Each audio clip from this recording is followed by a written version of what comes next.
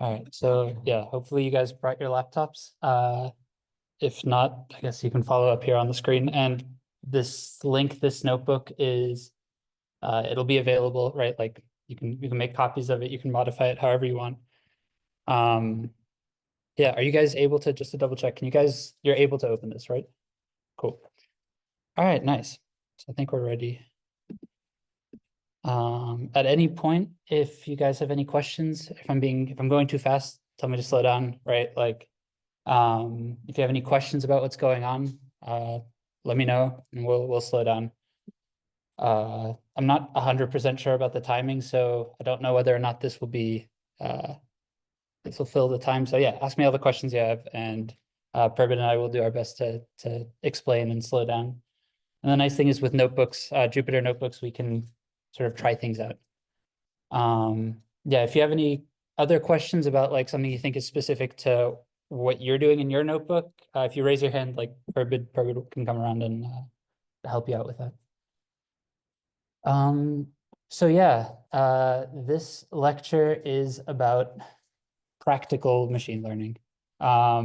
So far this semester, we've seen a lot of theoretical machine learning, right? Like proofs of upper and lower bounds, the actual algorithms themselves.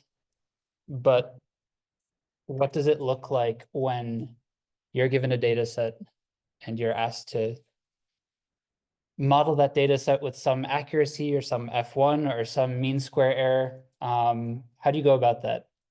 And without saying I'm going to like write neural networks myself by hand from scratch, or random forest classifiers or decision trees or whatever it is.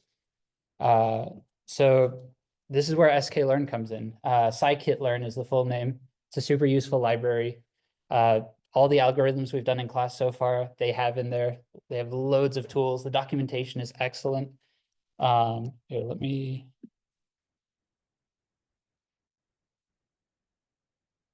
This is the website for scikit-learn. The user guide is phenomenal. If you ever want to know, like, let's say, for example, we just did SVM on Tuesday, right? And Vivek mentioned that's a form of ridge regression. The loss function for that is called ridge regression. You can click into that. They will walk you through the math of what's going on. They'll link to Wikipedia pages, and they'll give you tools for how to implement the model using sklearn. It's a super cool library. It's made my life a lot easier. And if you ever end up working in like industry or working with these algorithms in the future, you're probably going to want to use sklearn rather than your own implementation, right? For each one of these, let's say like I'm going to do ridge regression, whatever it is, let's say you have classes, they're well documented with loads of options. And for any one of these, you can click on this source button and you can literally see the entire project is maintained in a GitHub repo, and you can read the code yourself, right? It's verbose, it's optimized, it's not always easy to read. But the idea is that if you're trying to do something like a decision tree, their implementation is going to be, it's unless you're a genius, it's going to run faster than yours. It's going to be multi-processed, right? It's going to be consistent. It's going to conform to how the community expects particular decisions to go along the way. So yeah, that's just a brief advertisement for why sklearn is awesome. So we're going to use a couple packages here. We're going to use Kaggle Hub just to download the data. It's a data set that's available on Kaggle. We'll use matplotlib, which is the most common Python plotting library for visualizations. And we'll use Seaborn, which builds on top of matplotlib and makes some really pretty plots. And then for actually storing and manipulating the data, we'll be using NumPy and pandas. So yeah, we can run that first cell. Something to note, and this is always a good practice when you're doing anything with machine learning, is set a random seed. Here, let me just restart this quickly. Just because I'm seeing, I think this still has stuff left over from the previous from when I was working on it. So yeah, you guys familiar with what a random seed is? Yeah. Okay, so for those who don't know, we call a lot of random functions, right? We shuffle our data, we initialize our perceptron weights with random weights. These are all functions that are random. But if they're random every time, that means if we run the code twice, we'll get different results. We'll shuffle the data differently. We'll initialize differently. And so what a random seed does is it says, make it random, but make it random in this particular way, so that if we run it again, it's deterministic. So it's deterministically random, which means we can reproduce our code. And it hopefully means that when you guys run this notebook and I say, oh, we get 75% accuracy, we all get 75% accuracy. So for this, we're going to be working with a fun data set. It's a couple features, looks like 9, 10, 11 features, something like that. The task is we are given information about a car and we want to predict how expensive is the car. We're going to do this in two ways. We'll do it as a regression problem where we try to predict the actual value of the car. And we'll do it as a classification problem where we'll say, we'll have a cutoff and we'll say, these are expensive cars and these are cheap cars. And can we predict the class correctly? We have some categorical features like the brand, the model, the fuel type, the engine, the transmission, the color, external and internal, any accidents, and whether or not it has a clean title. And then we have a couple continuous features like the year the car was made and the mileage. So it's unlike the class project this year, which is all continuous features. I think we'll get to play with a couple of these. And there's some missing values as well, so we'll deal with that too. So if you run this next cell, it'll call this Kaggle Hub dataset download. It'll store it somewhere locally in Drive or something like that, and then we'll read it. It's not a big data set. We can see we have 4,000 examples. And if we display the first 3 rows of the data set, so this data frame.head lets us display the first 3 rows. We can see like, oh, well, these are some brands, these are some models. Here we have some years, some mileages, some fuel types, engine, transmission, right? All the columns we mentioned. And at the end, we have the price. And this is going to be what we use to determine our, what we'll make our classes from and what will be our like target labels. I guess straight off the bat, do you guys notice any like issues with this data set? Like what are some things we might need to do if we want to clean this data set to make it more usable for us?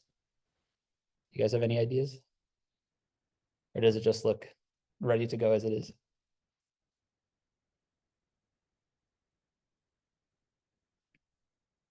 Yeah, Matthew. Just taking a look at this, for the sake of like numerical calculations, perhaps the mileage could just be treated as numbers. For the transmission, perhaps there's some sort of value that we can instead use as opposed to these specific terms. Maybe the same thing with the engine, instead of saying it's like a, say it's like specifically a V8 or V6, the liter, that sort of thing. Sure. Perhaps. Yeah, that makes sense. Yeah, the second one that's a little more complicated, and I didn't end up doing that here, but you're welcome to. The one thing that really sticks out to me is the mileage. We want this to be a continuous value. And it looks to me, given it has MI in it, it's a string at the moment, right? Same thing goes for the price over here. We've got dollar signs and commas. You can do other things as well, right? Like you could maybe say, oh, I want to clean this up, or we can see as well if we look at the values. So if I look, for example, at let's see, if we do df, if we look at the external color, and if I call the drop duplicates pandas function, you can see as well, I don't know, Carpathian gray, that sounds like gray to me.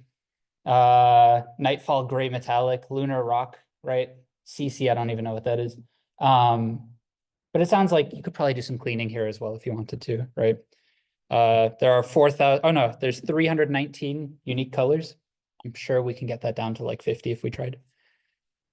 So that's some stuff you can do. We're gonna do a bit of this. But yeah, the idea is hopefully you see the ways in which this is like an open-ended problem, right? Feature transformations is like a whole task on its own.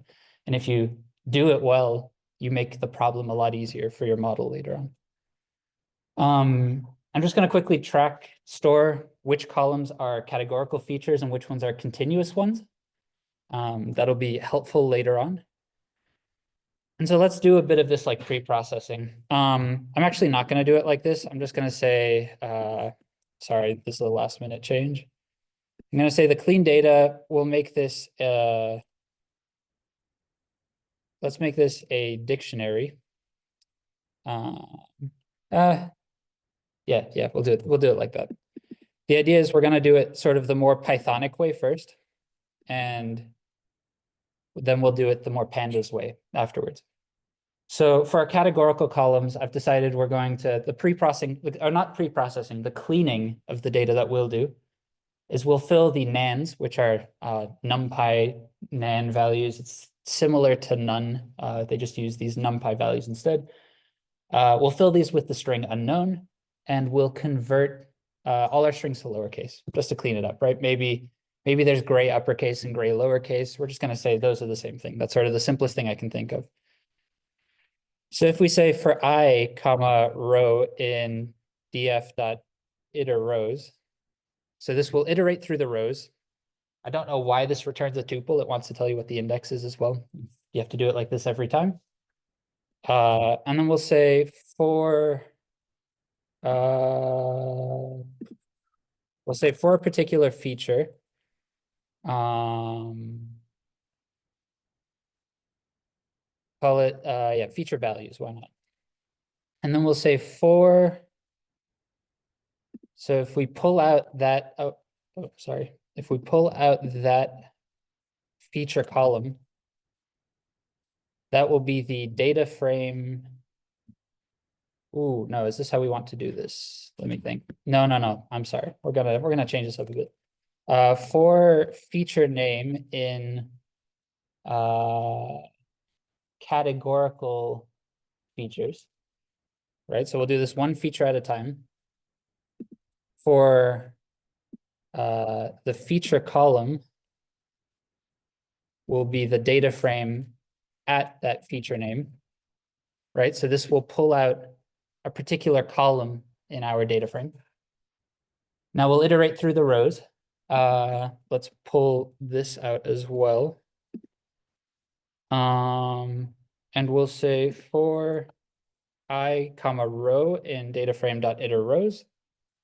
It's not actually even going to be a row. It's in, oh, this is now in the, sorry, we're doing this on the fly a little bit. For value in this feature column. So we have a column, you can treat it like a list. It's a pandas series.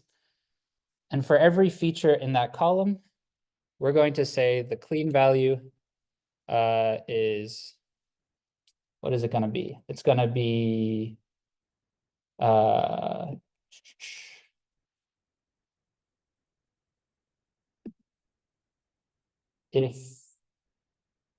if the value is this numpy nan, and you can think of this as similar to saying, right, this is similar to if value is none. But you can see up here, if I show you up here, if you look at clean title, for example, do you see this value in the bottom corner?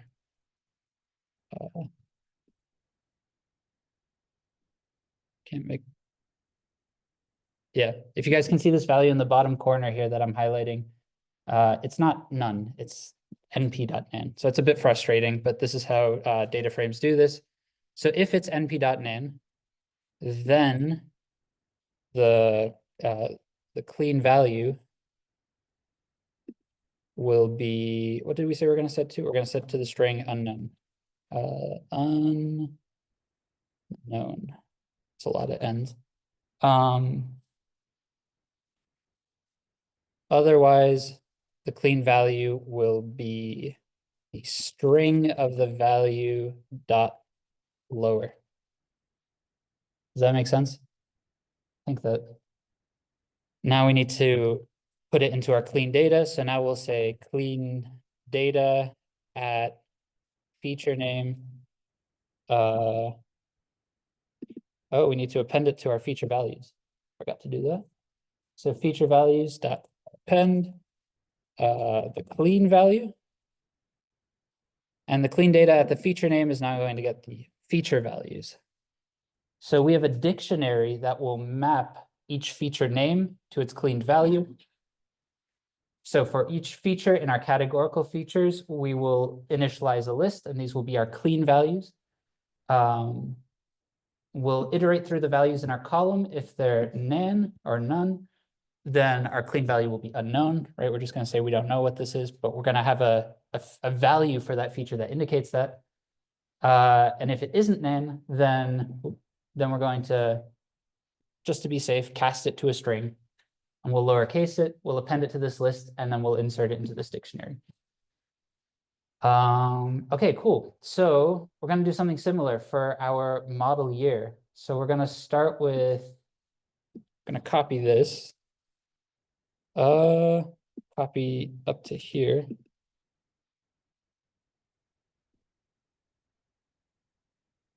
So our actual logic in here will change a little bit, but our clean at the end will have our, what do we want to do here?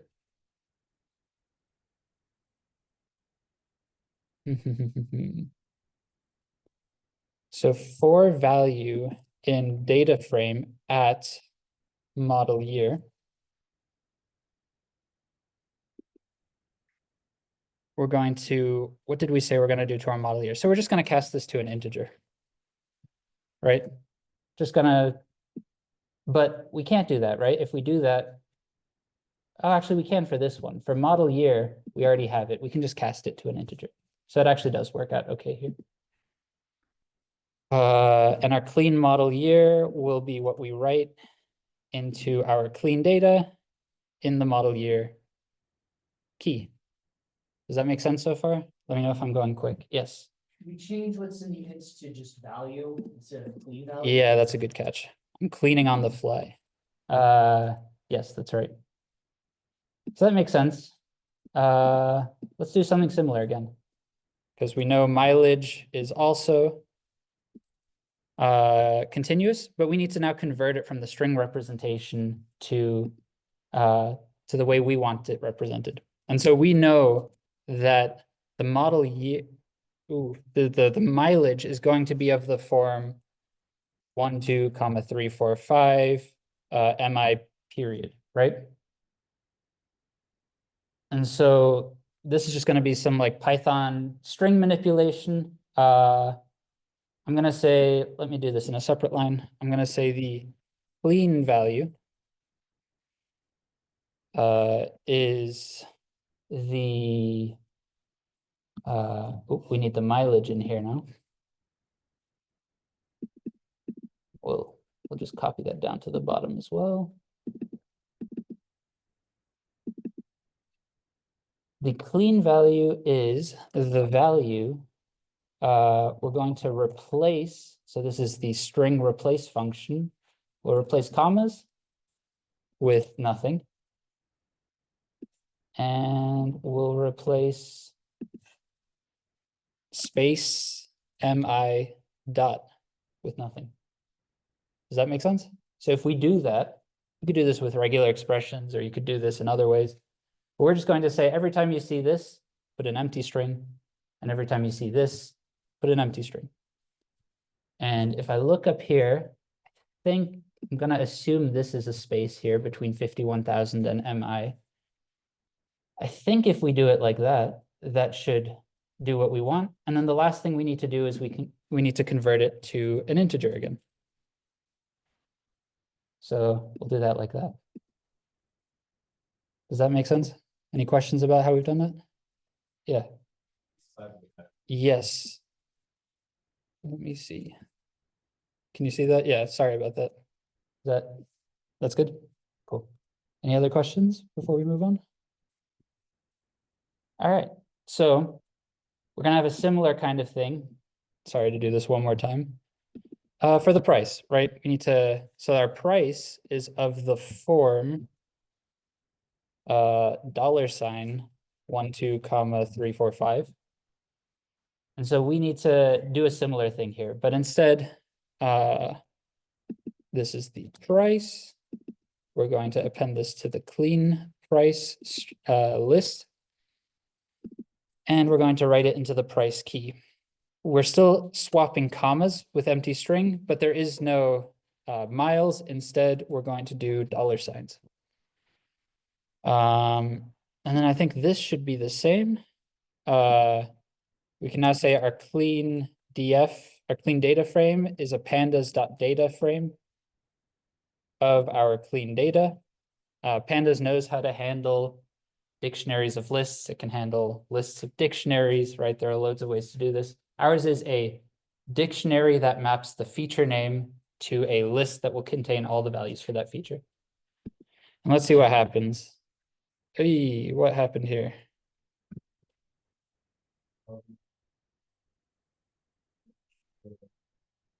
Yes.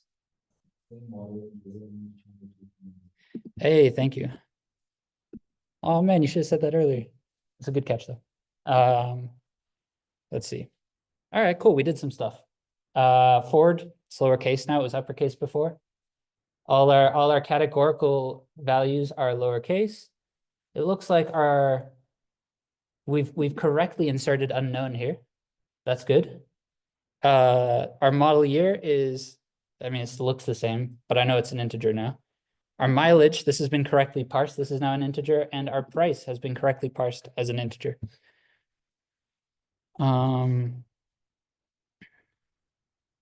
Cool.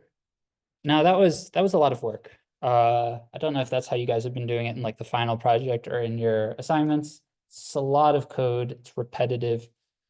We can do this a lot quicker. And so we're going to do this with pandas again, but I've already written the code for it. So this was in case I was never able to get the previous section to work. Thankfully, it did. Thanks to your help debugging. So we're going to use a couple functions here.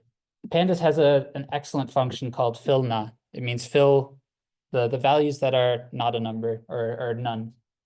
And each one of these I've linked to the documentation. You can take a look at like what it's doing here, right? What value do we want to fill it with? How do we want to do this, right? Do we want to do it in place or do we want to create a new column? There's loads of things. And this is part of what makes pandas so cool. A lot of these things are things you might not realize you want, and then you see them in the documentation and you realize they already have it. Or maybe you already know you want it, but you don't want to write it yourself. And so what we can do now is, again, we're saying for our categorical features, we're going to fill the nans with unknown. So we're going to do this. And we're going to convert everything to lowercase strings. So how many people here are familiar with like lambda functions in Python? Is that something people are comfortable with?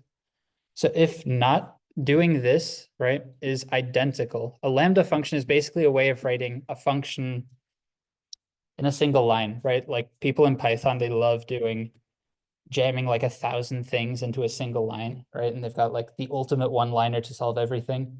This is the same, this lambda function. It says, given an x as the input parameter, we're going to do these things to x, and then that's what gets returned. So you can think of it like as if we had a return statement right there, but lambda functions just assume you're always going to take some input, you're going to do something to it, and then you're going to return it. Now, the downside is if I need to write things into intermediate features, lambda functions can't do that. So this is the same as saying def f of x, return string of x dot lower. And if we wanted to, this pandas series apply function, what it will do is it will take every single feature every single value in the series, and it will apply this transformation to it.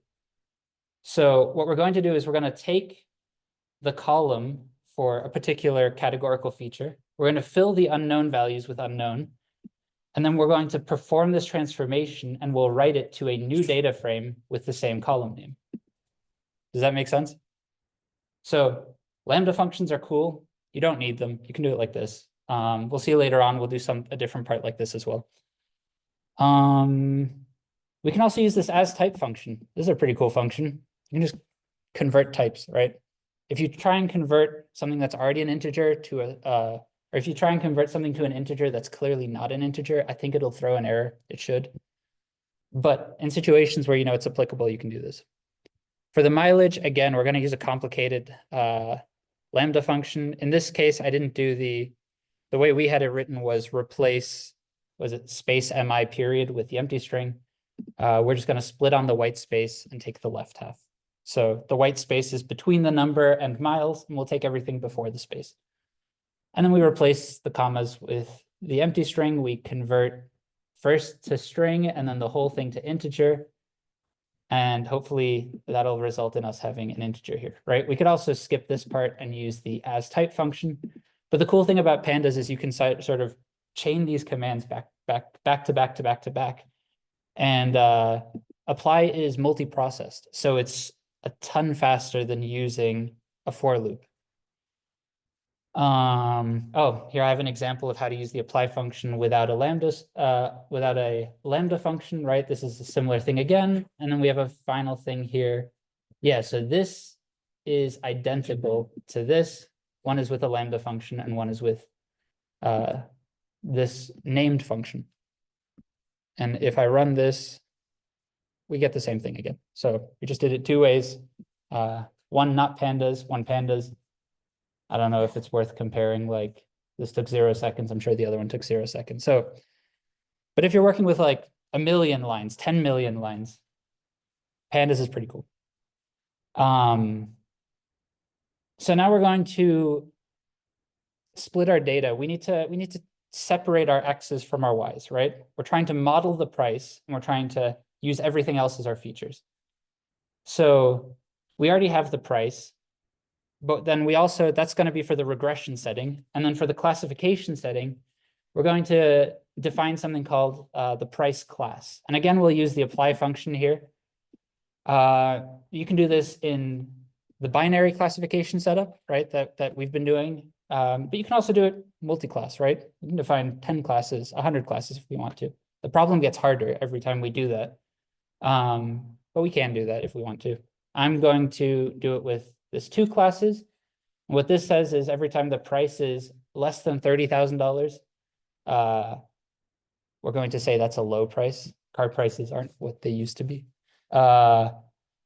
And every time it's greater than or equal to 30,000, we're going to say that's a high price. And I'm just going to number these because it means that later on when we display them, when it alphabetizes, it'll be in order like low, high, or in this case, low, medium, high.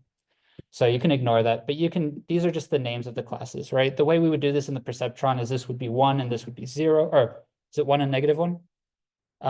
1 and -1, right? In your decision tree, you can have these strings as classes. In sklearn, you can just always have strings as your classes if you want to. They will always under the hood say it's 1 - 1, or use a one-hot encoding of some sort. And if we look at what this transformation has done, so if we look at our clean data frame at the price and the price class column, we see that every time we have a price under $30,000, we've mapped it to this low class. And every time we have a price over $30,000, we've mapped it to this high class. Does that make sense so far? Any questions about that? Okay, cool. So what kind of distribution do we have in our price classes? So for this, there's a really cool function from pandas called value counts. And it will count the values and it'll give you counts of those values, right? Like the name kind of gives it away. So let's see if we do clean data frame at price class dot value counts.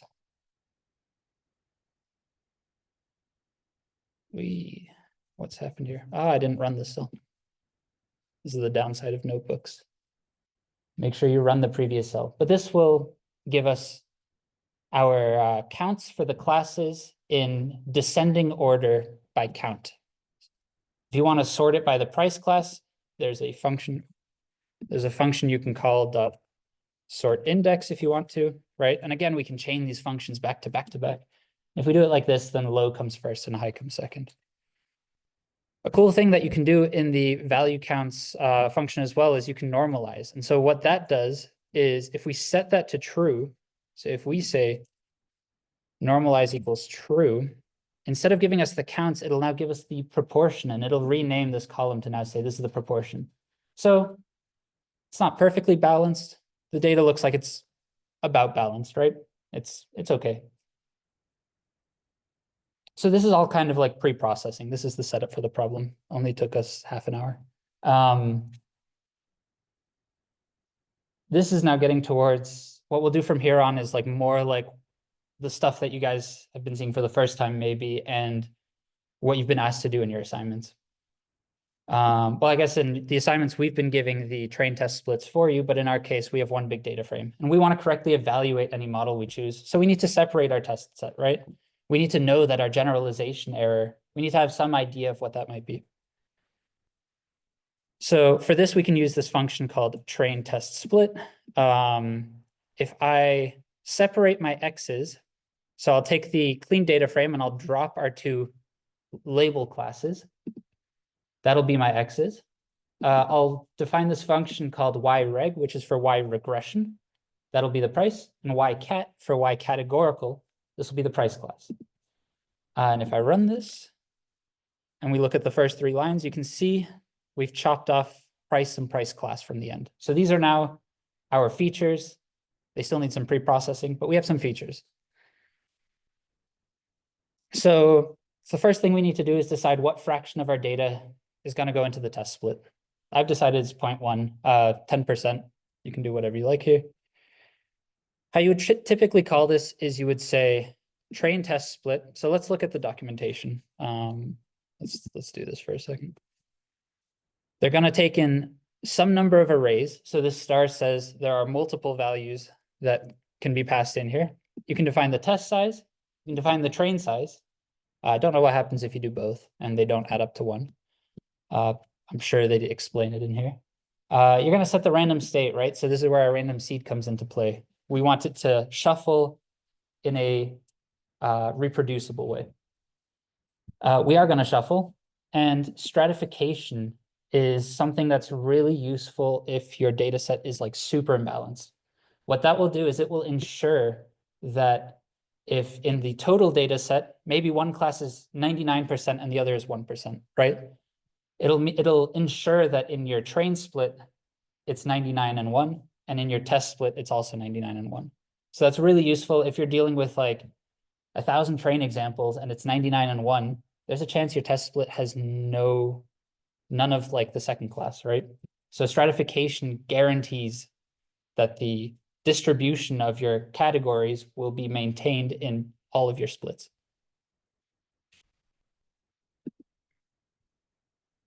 So when we run this function, so I've passed in x, the categorical y's. Our test size is going to be this 0.1. Our random state is going to be this random seed that we set at the very start. And if we run this and we print the shapes of all of the data frames that we get back, so I think our x's will be a data frame. I think our y will come back as a series. I'm not 100% sure on that. We can see that the shape of our x is 3,608 by 11. So that means we have that 3,000, roughly 3,600 examples, and we have 11 features. Our train y's are one-dimensional, right? It's just going to be, is it low or is it high? And you can see in our test, this is roughly, I guess if this is, yeah, together, if you did this over the sum of both of these, I'm guessing that's about 10%. It looks about right. Yeah. What's the general practice? Is 90-10 a good split between training and test data, or is there like a more standard split used? So it depends, right? If let's say we do like 0.01, right? What kind of problem could you see if you did it like this? Like what is there any issues if we did it this way? Like what are there any problems with doing it like this? Seems like it's less generalizable if that's the case. Right. Spot over to the training data. Right. So on the test split, if I flip the prediction of a single example, I can go up by more than 2% in accuracy. That's like for me, that's leaving too much up to chance. Right? If we flip a couple examples, we're up to 10, like we have a 10% better model, and all we've done is predict 3 examples differently. And this is a noisy data set, so like that can happen. So I think a good rule of thumb is like, if we do it with 10%, we get 400. If you get one different, what does that change? 0.25%?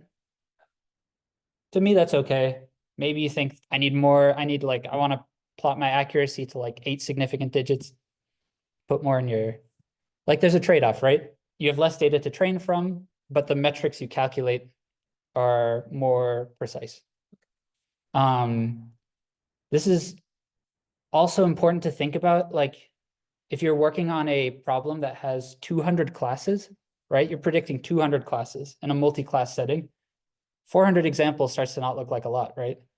So it depends on the problem setup. In binary classification, 400 is decent, especially if we're given like 4,000 total. I think the heuristics are typically like 90-10, 80-20. That's what you'll see most of the time. We're going to do this slightly differently. So this is how you would typically call this function. We're just going to do it ever so slightly differently, where we're going to pass in 3 things, right? You wouldn't do this in like the real world because you're either doing regression or you're doing classification, but we're going to kind of do everything at once. And I want to make sure that the first row of my train x's align with the first row of my y regression and my y categorical. So I'm just going to pass them all in. It does the same thing, right? I believe with this random seed, you'll probably even have the exact same data in your train x's and your test x's. But we're just going to produce both data sets at the same time. So let's do a quick sanity check on the class proportions. So I'm going to take this value counts function we worked with earlier. I'm going to do some more pandas-y kind of stuff. I'm going to run it 4 times, right?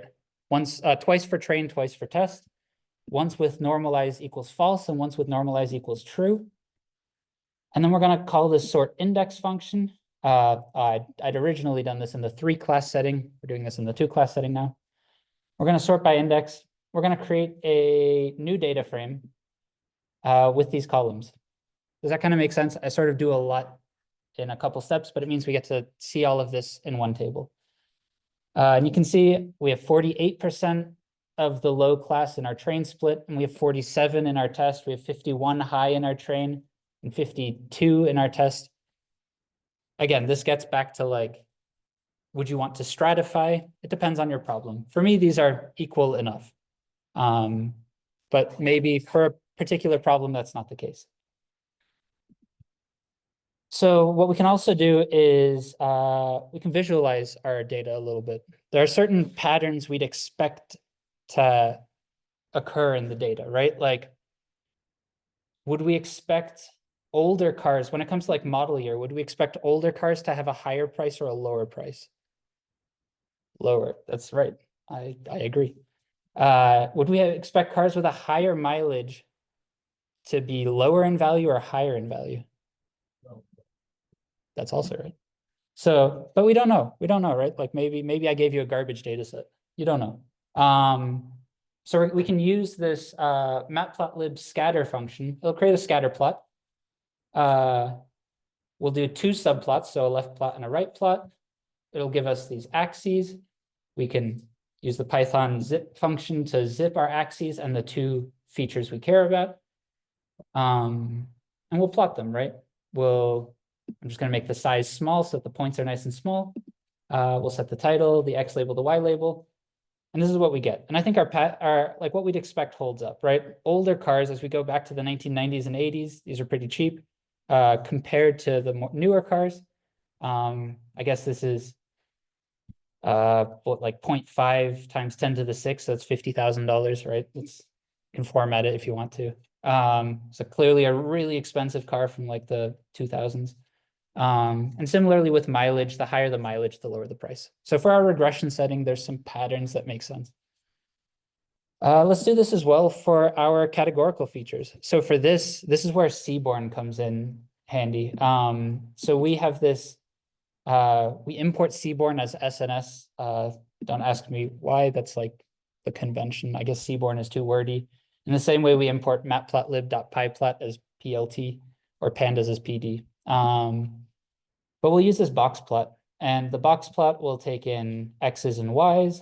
I'm going to sneakily chuck in a bunch of pandas commands here to make it clean. And this is to ensure that our features here are in the order we want, right? Low on the left, high on the right. If we did it with 3, it would be low, medium, and high. And we also see the pattern holds here. For our low class, the box and whisker plot for our model year is that the older cars have a lower price, newer cars have a higher price. Cars with a lower mileage, sorry, I've flipped the X's and the X and Y axis. A lower mileage is more likely to be high, and a higher mileage is more likely to be low. So far, so good? Okay. So yeah, I don't recommend you try and plot like your categorical features. Like we saw, there was like 400 colors. Was it more than 400 colors? It was something like that. Hundreds of colors. You don't want to see. I mean, you can do that to yourself if you want to. So yeah, we know some stuff about our data. We have our train and our test split. Let's train a decision tree classifier. Before we can do that, to do this again, we need to pre-process our data. So in my mind, this is how I separate things. I say cleaning is something that is like, that's just what you do with messy data. Pre-processing is like feature transformations, one-hot encoding, right? Like things that start to make your data kind of unintelligible, right? Maybe we want the squared mileage or the square root of the mileage or the log of the mileage. It doesn't really mean anything anymore. So to me, once you start doing that, that's pre-processing, but you'll see people refer to it in different ways.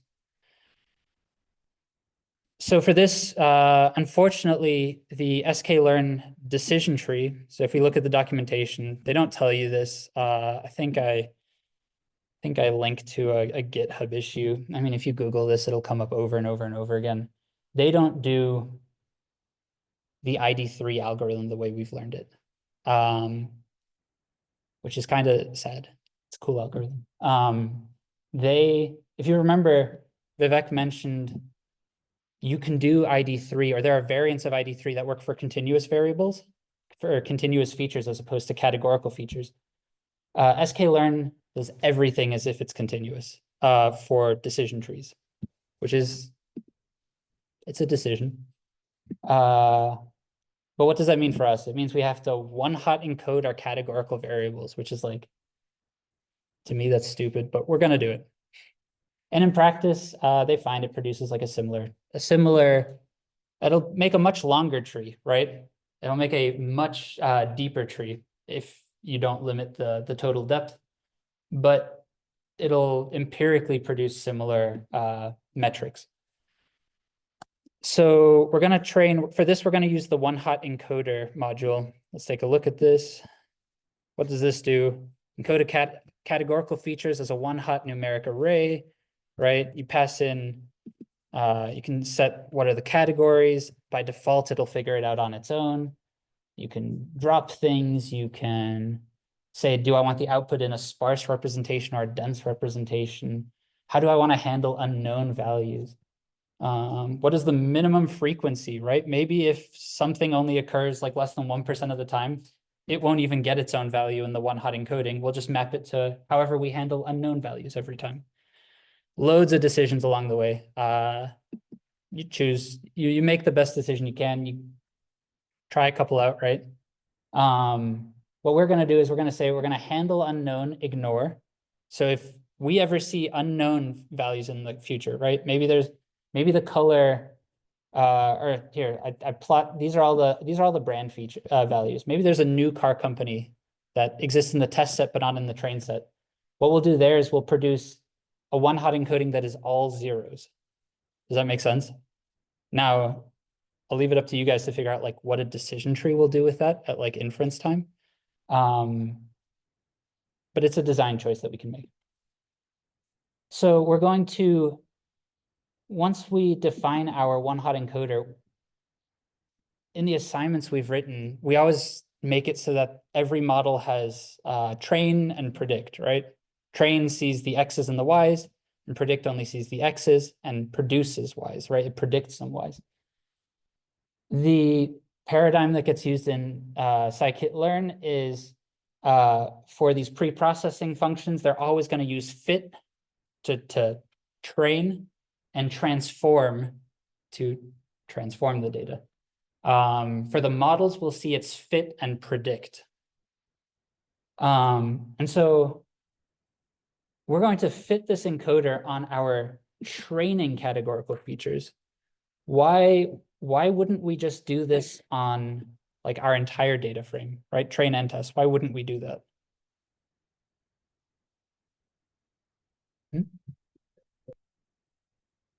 Because we're training, that's true.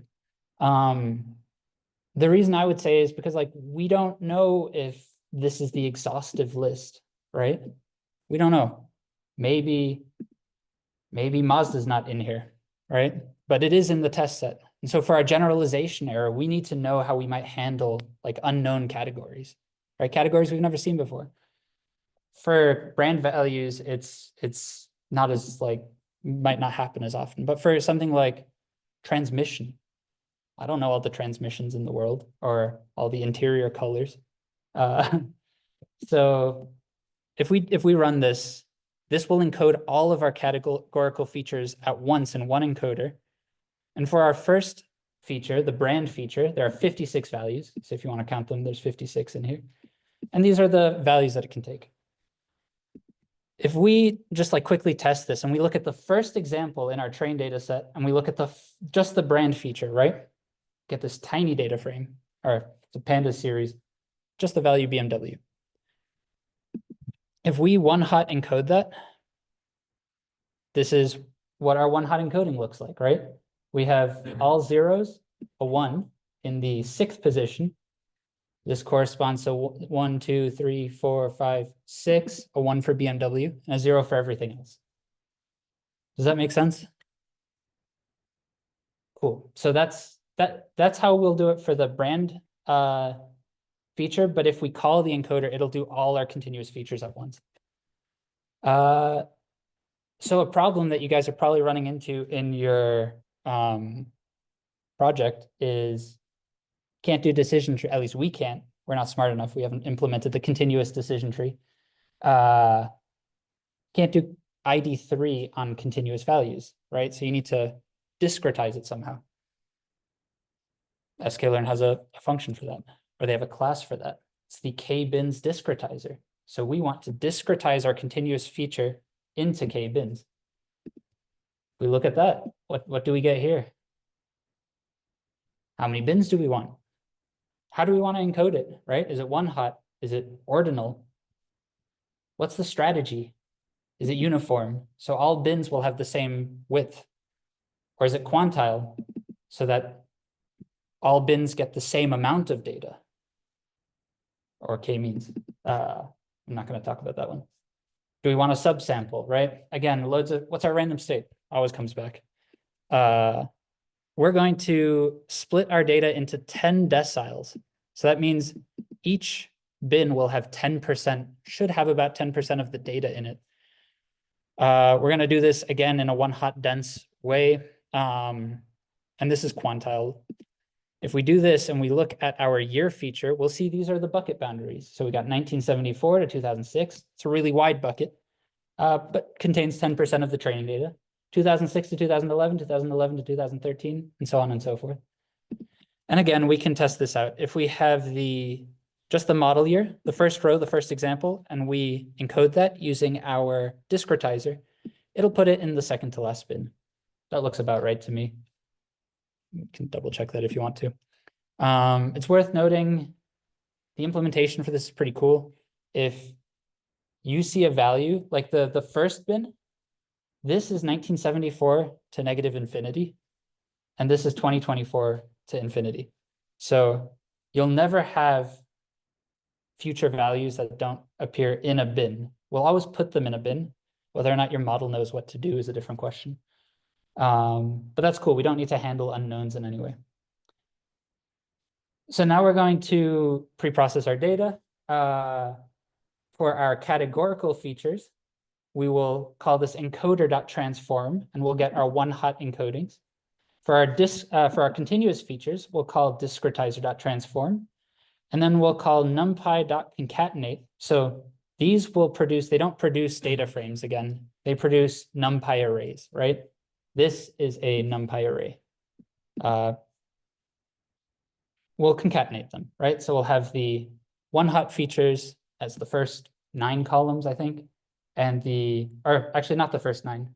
It's the first 9 times how many features how many unique values you actually have in all your one-hot encodings. But the ones corresponding to the one-hot features will be on the left, and then the discrete ones will be on the right. And when we run this and we just test it on our training data, we get our 3,600 examples, and now we have 3,400 features. Like, that's crazy. We just went from 11 to like over 3,000.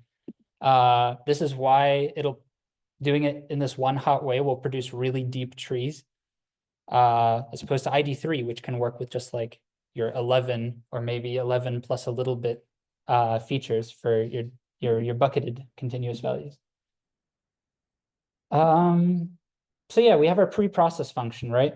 We're going to call this on our train data. We'll call this on our test data, right? This is now that we've learned our encoder and our discretizer, this is now a deterministic function, right? We're not going to change the encoder or the discretizer. So we can call it on our train data. We can call it on our test data as well. We're ready to implement a decision tree, finally. I hope we don't have to do this next part too quick. We'll be using the decision tree classifier class. Again, if you look at this, loads of things. We've seen loads of things we haven't seen, right? This part should look familiar, right? We've got some criterions, we've got Gini, we've got entropy. How do we split? Do we split according to the best, according to random? What's the maximum depth of our tree? What's the minimum number of examples we need in a node to split that node?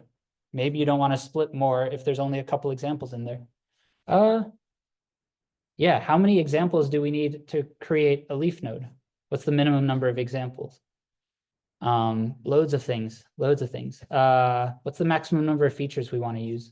Defaults to none. So if we don't set it, we'll just use them all. And again, what's the random state?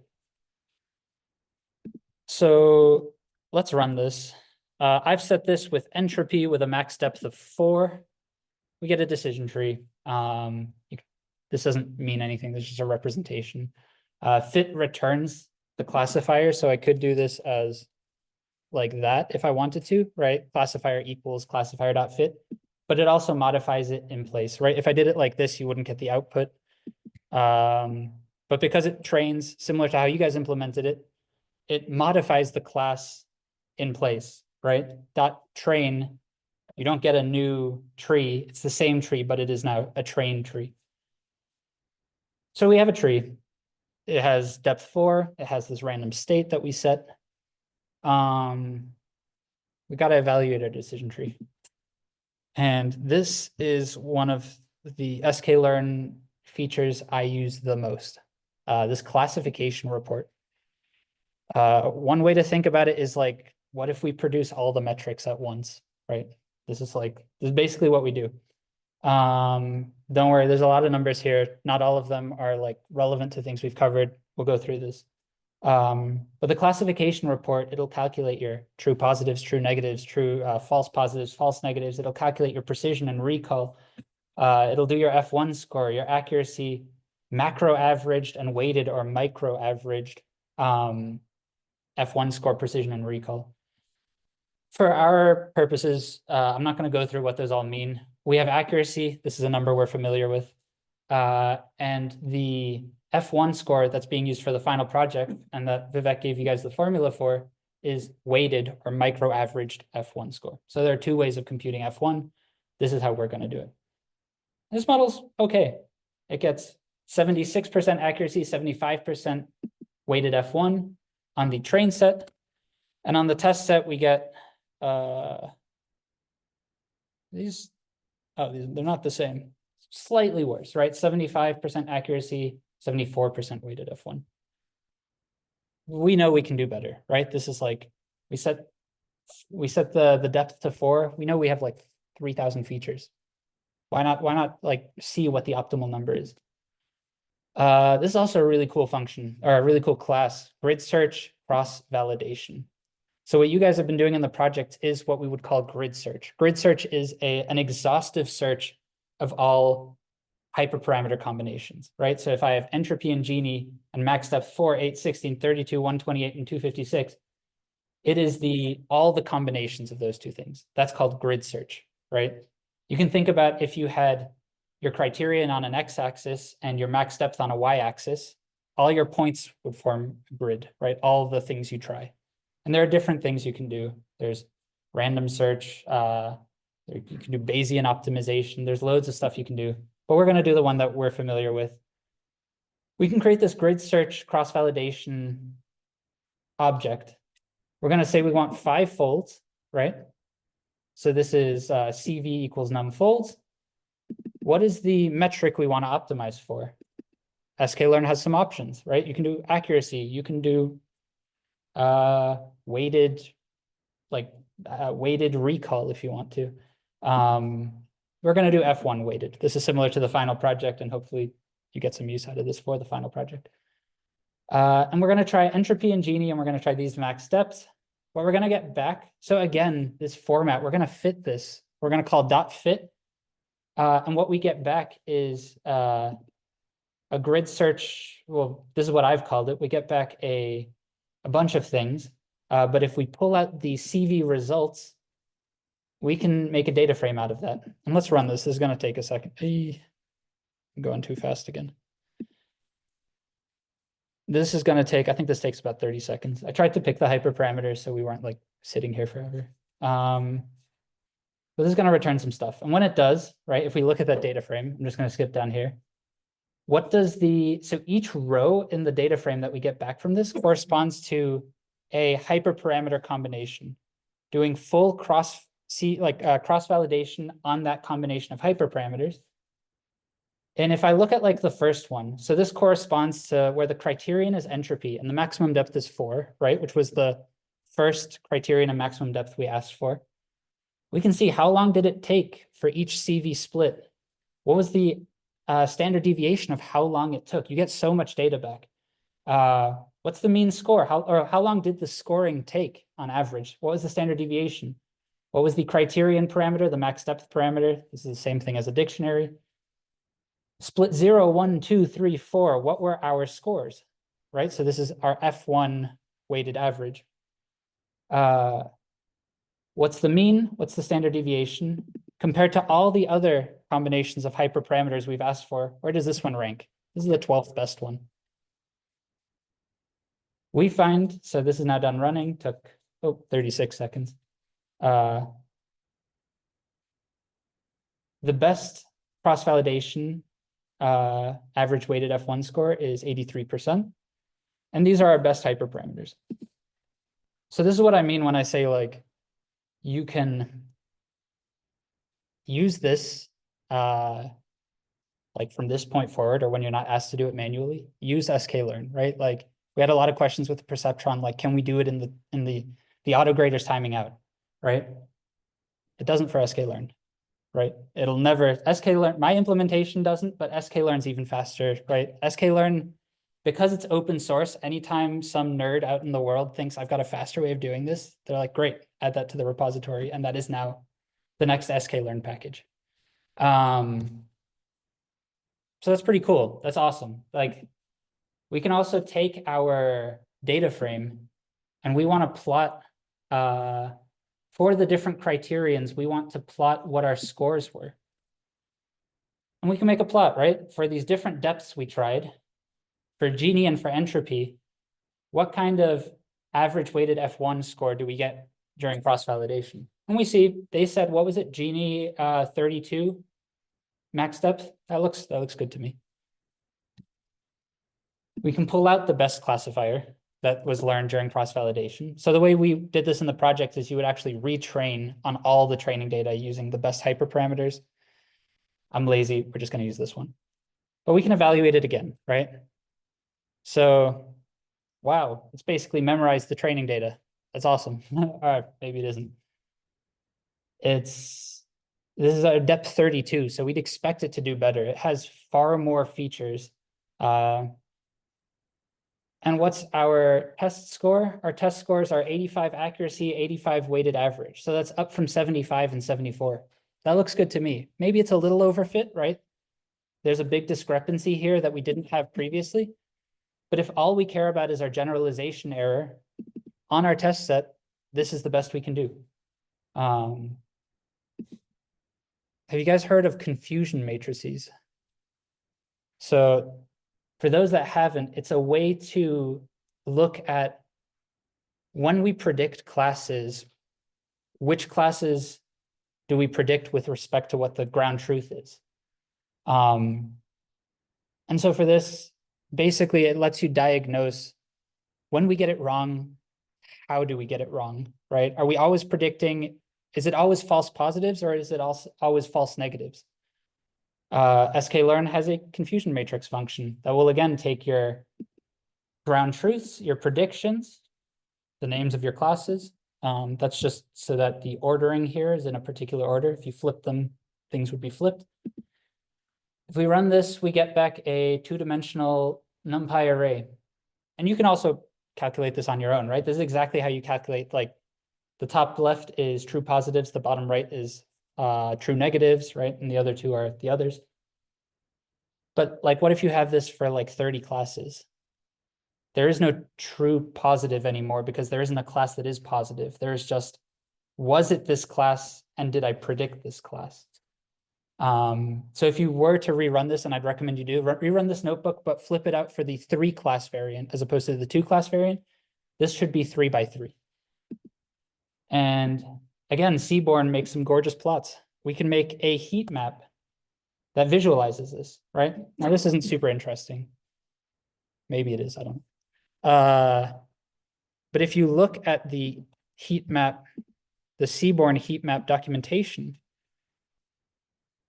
you can make some pretty cool plots with this, right? Imagine if your confusion matrix has this many classes by this many classes.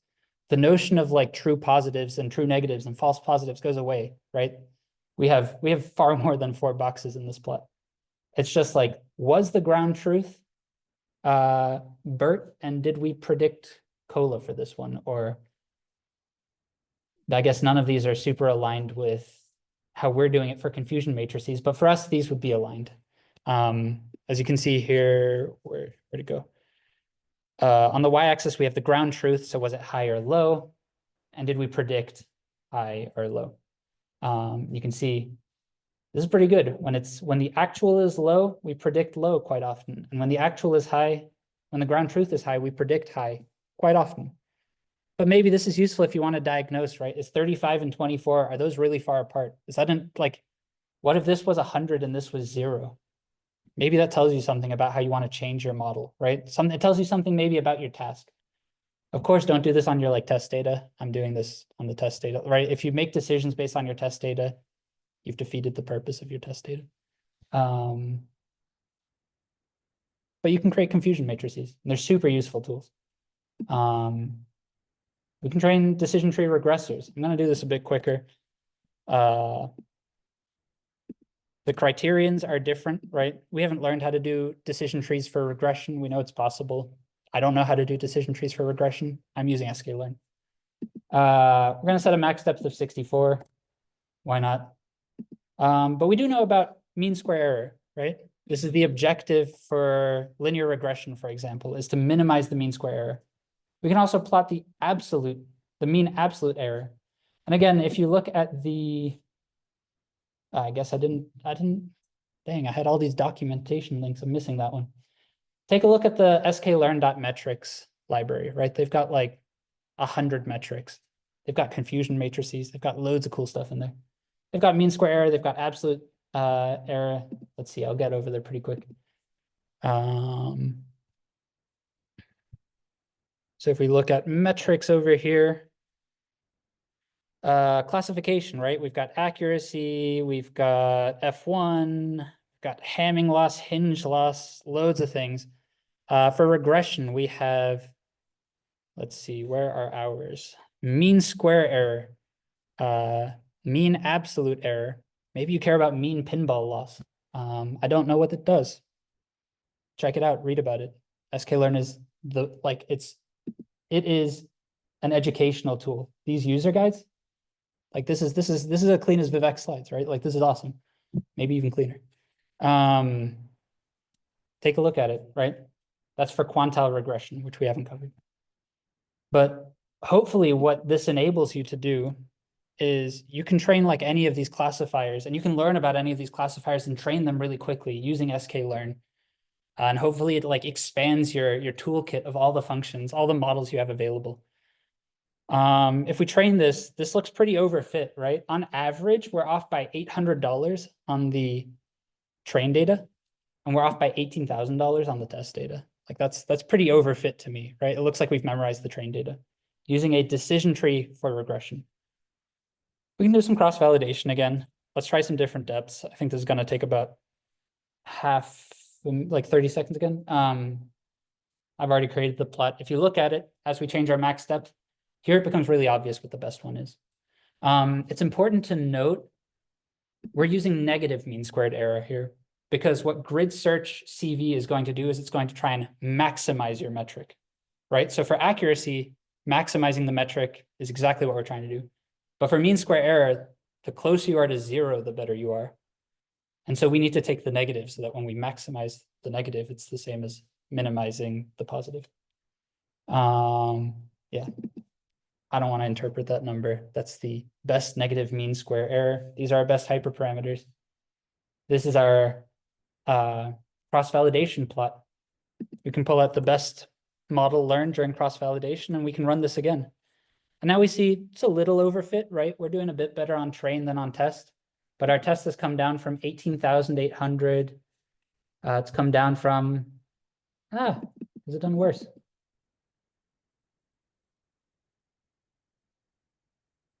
All right, don't do cross-validation for this one.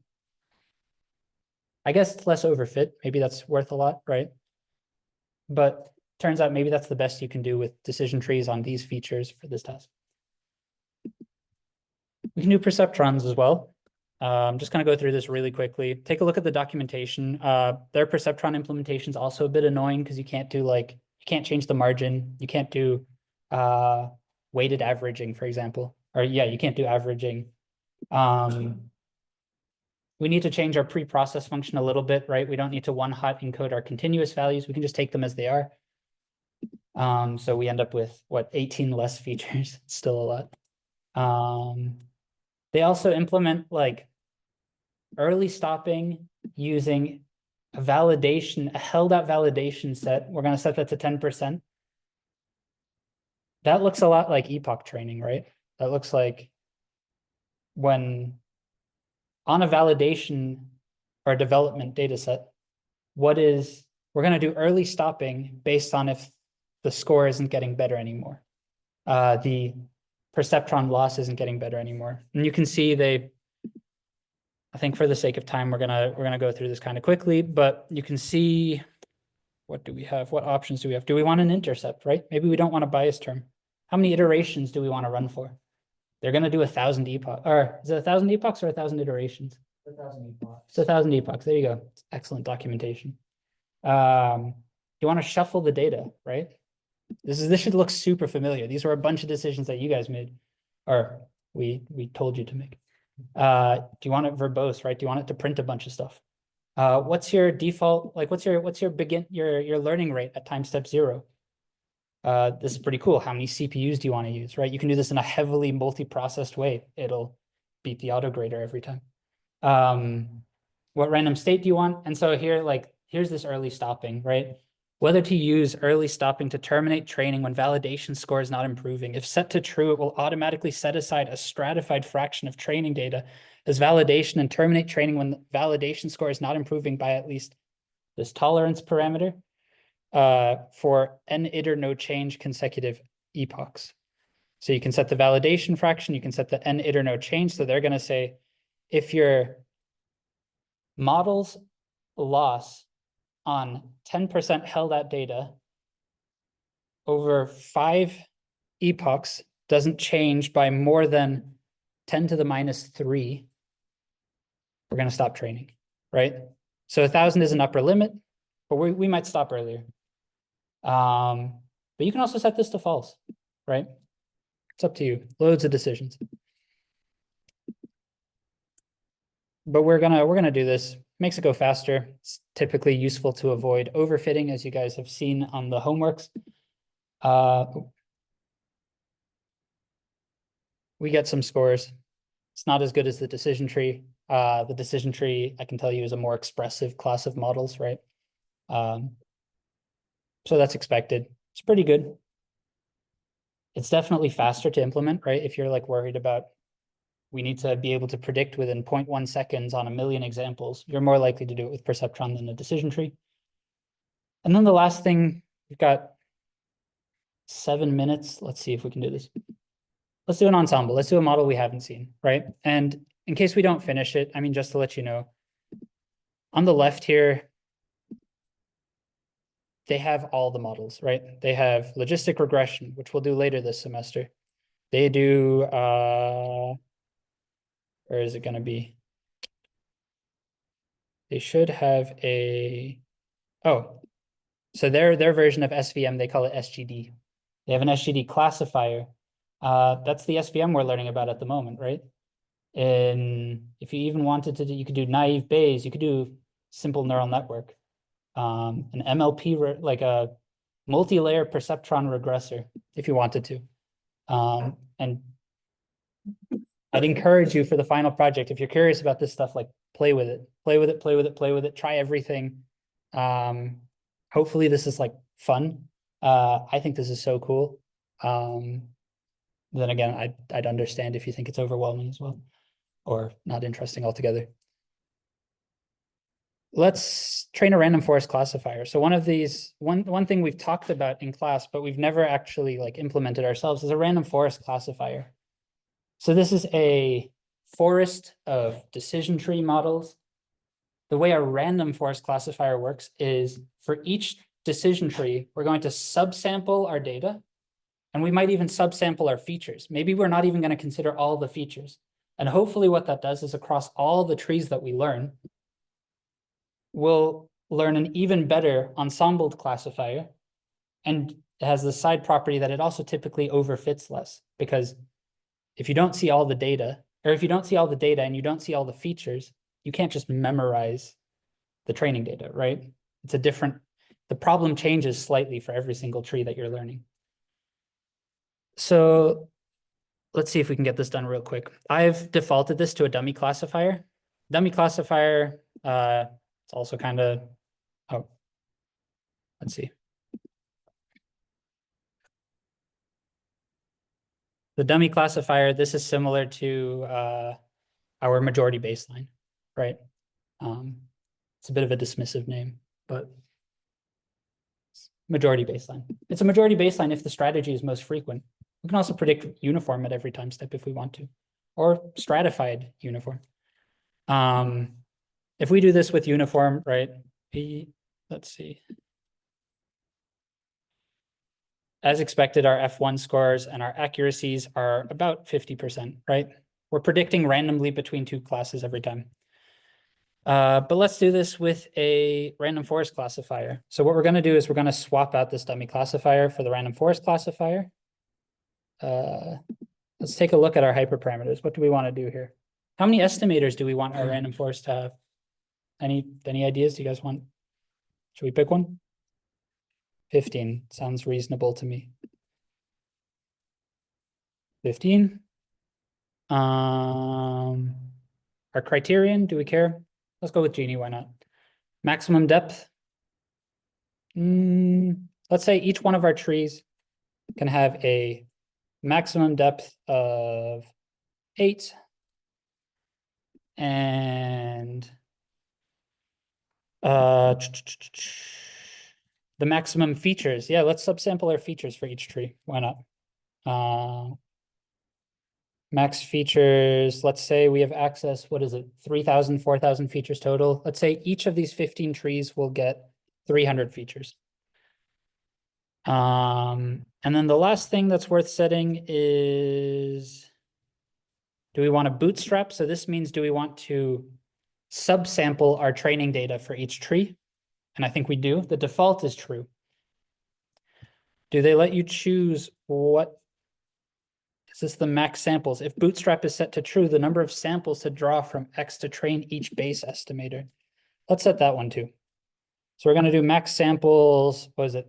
3,000, 4,000 examples total. Let's say each one's going to see, I don't know, 300 again. Why not? And we have a random forest classifier.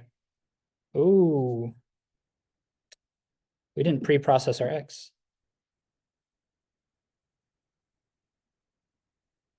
Pre-process train X equals, we'll use the decision tree pre-process function on our train X.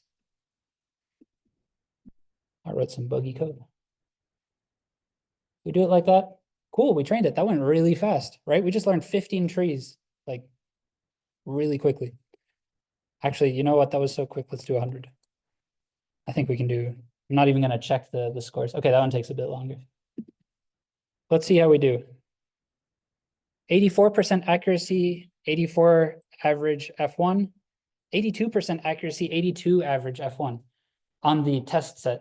We haven't even done cross-validation yet. Like that's so much better than our decision tree, right? We've just ensembled a bunch of trees together and we're getting a score that is like, this looks like, what was it for the other one? It was like 75%, I want to say, on the test set, the decision tree before cross-validation. That's super cool. I think for the sake of time, I'm not going to do this next part. We're basically at the bottom of the notebook. So timing was actually pretty good. I'll leave it up to you guys, right? We've done the grid search cross-validation. You'll want to swap this out for your ensemble. You'll want to set what your parameters are. Maybe you want to do 11 folds because you're a sicko. You can do these things. I'll leave that up to you guys. And hopefully, I don't know, let me know. Hopefully this is useful for the final project. Yeah, if you have any questions, like come ask me, put something on Piazza. We'd love to help. This is a cool tool. This is like industry standard. If you guys get any like machine learning job after this, data science job, you're expected to know sklearn. So become familiar, read the documentation, right? It's not just a tool, it's an educational tool as well. But yeah, I think we'll wrap it there.